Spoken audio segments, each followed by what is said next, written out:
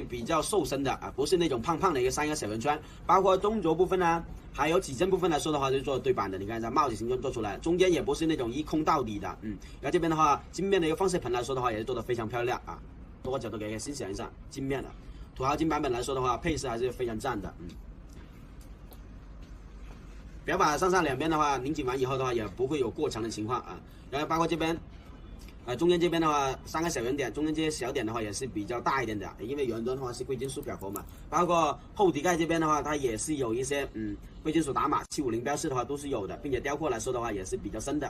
然后这边的话也能看到有一些904钢啊。其实我个人认为的话是用904跟316钢材的话意义真的不大，因为外圈的话，因为外面这边的话都是一个电镀的一个黄金嘛，所以来说的话904跟316的话，它的一个抗腐性的话就体验不到了啊，对不对？就外面电镀完以后的话，904那个抗腐性的话就体验不到了啊。扣子来说的话，依然也是一个904钢材的一个扣子，这边的话也是做了一些倒角的打磨啊，这边的。